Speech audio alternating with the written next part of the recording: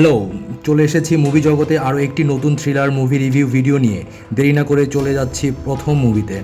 মোহনলাল অভিনীত একটি mystery thriller movie 12 man, যেখানে শুরুতেই 11 জন বন্ধুর মধ্য থেকে রহস্যজনকভাবে একজনের মৃত্যু হয়। 12 জন মানুষ, একটি খুন ও এক রাতের গল্প। এটি টান টান উত্তেজনা ভরপুর, যেখানে প্রতিটি মুহূর্ত আপনার মস্তিষ্ককে কনফিউজড করে দিবে। কেই বা খুন করলো এবং খুনের পেছনের রহস্য কী, এটা ভাবতে ভাবতে কখন যে মুভিটা দেখা শেষ হয়ে যাবে আপনি ভাবতেও পারবেন না। এতটাই রহস্যে ভরা এই মুভিটি না দেখে থাকলে দেখে নিতে পারেন।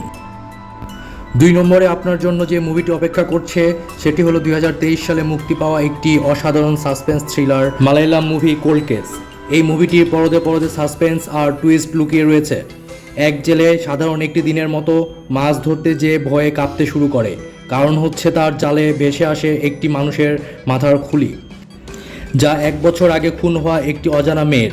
জটিল ও টুইস্টে ভরা এই কেস সলভ করতে দায়িত্ব দেওয়া হয় এক চৌকস পুলিশ অফিসারকে। অপরদিকে একটি বাড়ির ফ্রিজকে ঘিরে শুরু হয় নানান প্যারানর্মাল রহস্যের। খুন হওয়া মেয়েটি কে ছিল, কেনই বা সে খুন হয়েছিল, আর এর সাথে এই প্যারানর্মাল রহস্যের কী বা সম্পর্ক, জানতে হলে আপনাকে এই থ্রিলার মুভিটি পুরোটা দেখতে হবে।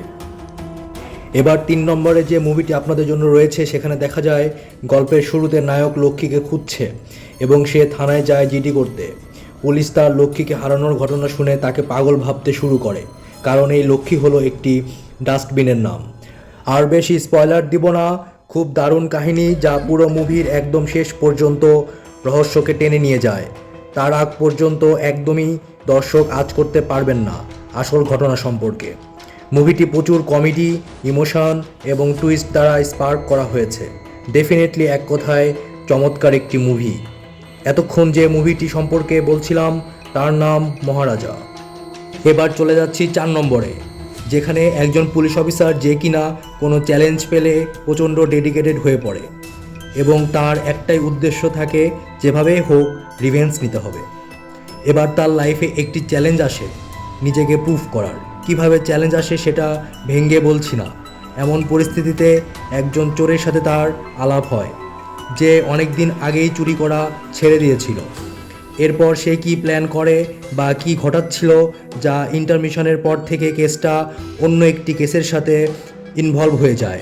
মুভির ফার্স্ট হাফে যেভাবে এগোয়, সেকেন্ড হাফে থ্রিল ও ব্ল্যাক ম্যাজিকের সমন্বয়ে কাহিনী অন্যদিকে মোড় নেয়। তারপর জানতে হলে থ্রিলার মাস্টার জিতু জোসেফের কোমান মুভি দেখে নিতে পারেন। এবারে 5 নম্বরে আসি একটি অ্যামেজিং মালায়ালাম থ্রিলার ফিল্মে।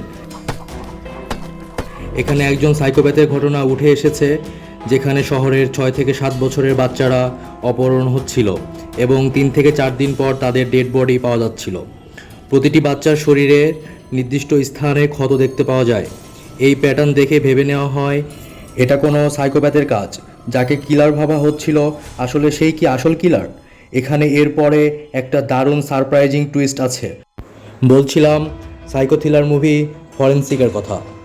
এই ছিল আজকের 5টি চমৎকার থ্রিলার মুভি। থ্রিলার প্রেমীরা মুভি দেখার পর জানাবে কোন মুভিটি তোমার সবথেকে বেশি ভালো লেগেছে। আর আমার চ্যানেলটি সাবস্ক্রাইব করে পাশে থাকা বেল বাটনটি প্রেস করে দিও, যেন পরবর্তী নতুন ভিডিও নোটিফিকেশান পেয়ে যাও।